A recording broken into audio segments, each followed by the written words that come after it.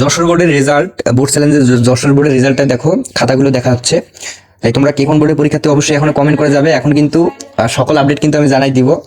SSC পরীক্ষা 2024 সালের board চ্যালেঞ্জের রেজাল্ট কিভাবে তৈরি করা হইতেছে এবং কতজন কাকে পাস করানো হচ্ছে সকল বিষয়ে জানাই দিব। দেখো এখানে মার্কশিট সহ কিন্তু রেজাল্টগুলো তৈরি হইতেছে।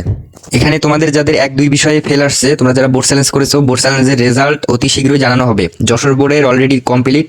দেখো এটা দিনাজপুর বোর্ডের খাতাগুলো পুনর্নিরীক্ষণ করা হচ্ছে। এখানে যশোর বোর্ডের ফাইনালি দেখো একটা ওয়েবসাইট, দেখো এটা এখানে তোমরা রেজাল্টটা দেখতে পারবে।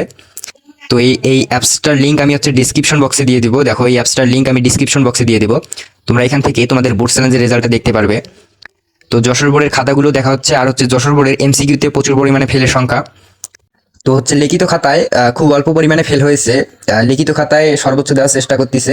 তো লিখিত খাতায় যারা ফেল করছে অবশ্যই তোমাদের দেখা হচ্ছে যে পাস করানো যায় কিনা।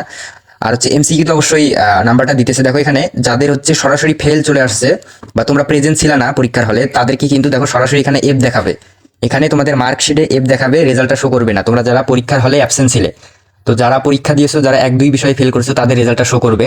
যারা অ্যাবসেন্ট ছিল, দেখো এখানে এটা হচ্ছে পরীক্ষার্থী যারা পরীক্ষায় অ্যাটেন্ড ছিল, তার কিন্তু রেজাল্টটা শো করতেছে। তো যাদের আনপ্রেজেন্ট থাকবে না তোমরা, তাদের কিন্তু রেজাল্টটা দেখা হবে না। এখানে এখানে মার্কশিট সহ তোমাদের রেজাল্টটা দেখাবে না, শুধু এফ দেখাবে যারা আনপ্রেজেন্ট। তো এই সমস্যাগুলো সমাধান করা হচ্ছে যশোর বোর্ডের। তো তোমরা অতি শীঘ্রই তোমাদের বোর্ড চ্যালেঞ্জের রেজাল্টটা পেয়ে যাবে। তাই এখনই আমাদের সাথে যুক্ত থাকতে হবে, আমরা কিন্তু সকল বিষয় জানিয়ে দিব। তাই এখন সাবস্ক্রাইব করে রাখো, সাবস্ক্রাইব না করলে কিন্তু নোটিফিকেশন পৌঁছাবে না। তাই যশোর বোর্ডেরটা আমি জানাই দিলাম। এখন তোমরা কে কোন বোর্ডের অবশ্যই কমেন্ট করে জানাবে, আমি তোমাদের বোর্ডের ইনফরমেশন দিয়ে দিব।